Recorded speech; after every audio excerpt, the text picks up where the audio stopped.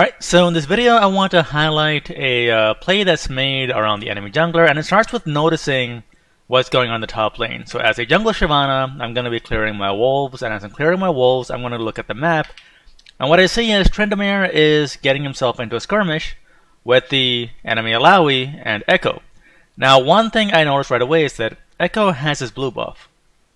And what this tells me is his blue buff is down. So I notice Echo's blue buff is down, and Tryndamere is going to die here. With Tryndamere dead, Echo is going to head back into his jungle as Alawi goes back to lane. Now the question is, where is Echo going to go? We know it's not the blue buff because the blue buff is down. It's either going to be the Gromp or the wolves. So I'm going to work my way over, knowing that there's a 50-50 chance that he will either be at wolves or Gromp. And sure enough, when I come around the wolf camp, there he is, 50-50 odds, we catch Echo and kill him. So in this game we're playing Shyvana in the jungle, and we see the enemy AD carry Caitlyn not overextended in the bottom lane, but she just showed up. So we jump in, we smite her, and we slow her down because we do have a frozen mallet, and we kill her. There's no way she's getting away from us. Now after we kill the enemy AD carry, we're going to push this bottom turret. And as we're pushing it, we have to keep in mind that enemy teams do not like it when you push their turrets. They usually send someone to take care of you. So what that means is, while I am pushing this turret, I have to keep an eye on other parts of the map. And what I notice is, most of the enemy team is still on my side of the map. I see them clearly visible. There's not a whole lot going on down here. So I can deduce the amount of people I'm going to be dealing with. It's not going to be Shaco, it's not going to be Senna, it's not going to be Echo, which means it's either going to be Alawi or Caitlyn that comes back down towards the bottom side. So I'm going to keep pushing and see who shows up.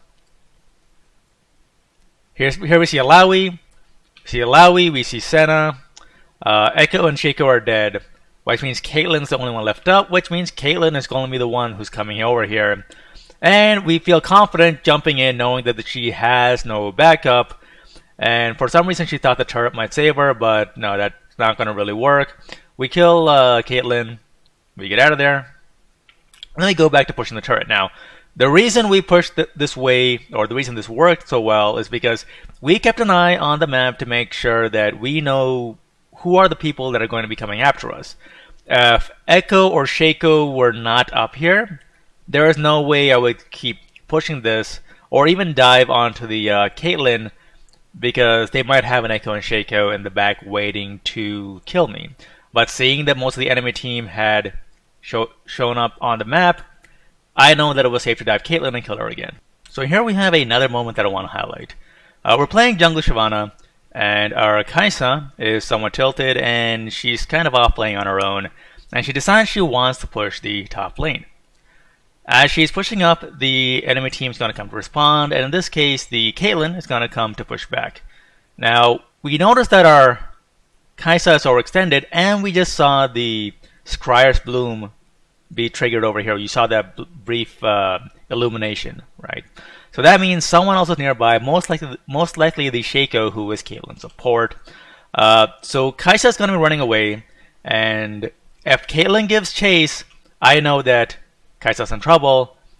But ahead of that, I see the Shaco coming in, so I know they're definitely collapsing on Caccia, and I'm going to start heading over as quickly as I can.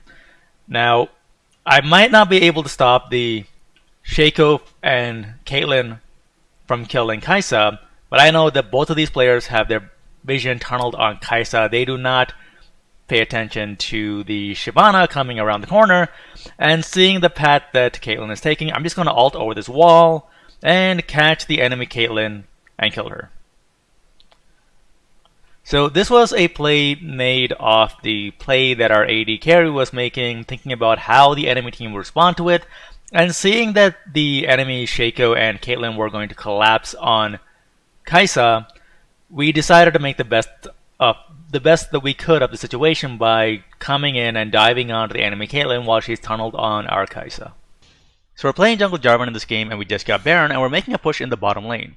As I'm pushing this lane, I'm expecting to encounter resistance from the enemy AD carry and support, So I want to keep an eye on the enemy Ashe and Lulu. We notice Lulu come by this area, so we have to play a bit safe. As we keep pushing, we keep in mind that Lulu was here.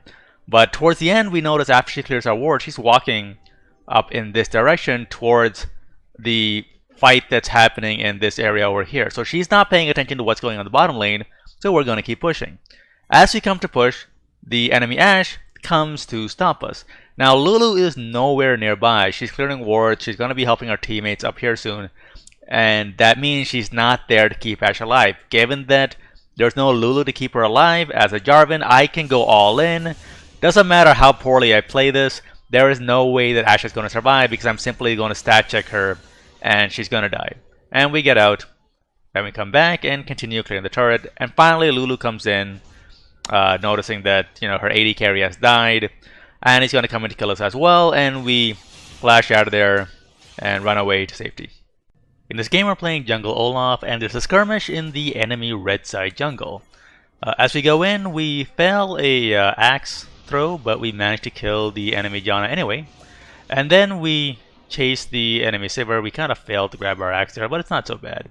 Sivir flashes over the wall, and I'm wondering, okay, how silly is she? How will she still stay around? Turns out she's going to stay around to try and farm Krugs.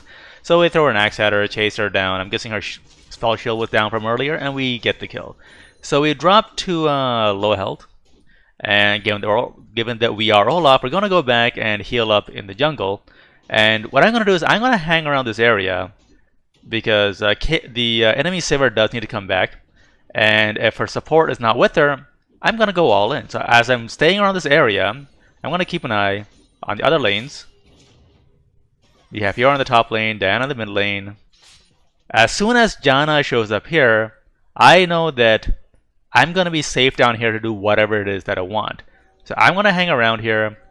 We have minion wave coming. Sure enough, I expect the enemy AD carry will arrive. Now I expect Sivir to come straight through here, and I can throw an axe on her, catch her by surprise, go all in.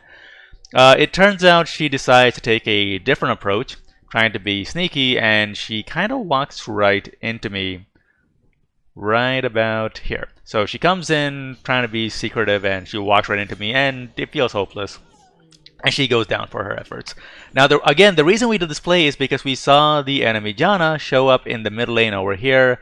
That tells us the enemy support is not with her AD carry. The support is not going to be able to save her. Therefore, we can very easily hang around and go all in to kill the enemy Sivir when she comes to farm this wave. So we're continuing our game on jungle Olaf. The enemy team was beating us quite hard early on, but we slowly made a comeback at the Dragon Pit. And now we're going for the Baron. Now, one thing to note is the significant difference that the mindset of one or two players can make. My entire team, despite the fact that most of them didn't actually do quite well, we're actually all on the same page. We are all heading towards the Dragon Pit. On the enemy team, we have a Sivir who's going to get a red buff. At least she's getting a red buff, and then she's coming over. Actually, I think she's doing the Raptors instead. But we have the enemy top laner who is probably upset that she should have won because she did so well in lane. She's not too happy about how her team is performing, I'm guessing. And so she decides to go farm the bottom lane while the rest of her team is trying to secure vision on Baron. Janna dies, unable to do a whole lot. I don't know if she lagged out there. Diana, Lee Sin, and Sivir are not in a position to fight off 5 people on their own. Fiora does not care. She's going to keep pushing. She's got teleport, but she's not going to use it. She's going to let this go through. And my guess is that she's simply tilted because, she crushed Ribbon in lane quite hard. And she was not happy with how the last fight went, so she decides she wants to farm the bottom lane. The enemy support gets caught out, and this gives our team the numbers advantage that we need to take the Baron. So despite the fact that the enemy team is ahead and most of their team did considerably better than ours, the fact that they're not on the same page and their top laner is tilted allows us to get Baron. The enemy Diana, Lee Sin, and Sivir, they get too close to the Baron. They should have just held back because they're outnumbered. Fiora teleports in late, of course, the tilted late teleport. And they all die, and now we push the game. We push the minions down the middle lane, ending the game. So this was a game that the enemy team had in the bag, but during the last crucial moment, 30 minutes into the game when it counted, my entire team was on the same page, whereas members of the enemy team had different ideas of what they wanted to do, and because they were not coordinated, they end up losing this game. If you like the content of this channel, do subscribe by hitting the subscribe button as well as the little bell icon to be notified of all new videos that are coming out. If you want to support the channel directly and help keep things going, there are a number of options available. In the About section of the channel, there's a Patreon link that you can join to directly contribute towards the channel, as well as a Streamlabs link. You can also join the channel through YouTube memberships, which will unlock a number of perks, including shoutouts at the end of the videos, videos on topics that you specifically want to have covered, as well as gameplay reviews of games that you want to have reviewed to find out what you could have done differently. There's also a community tab that I've opened for people that want to provide some input, for example, on how long you want the videos to be. And there's also a Discord channel that opened recently, so if you want to drop by and say hi or just chat with other folks who are subscribed to the channel, you can drop in here.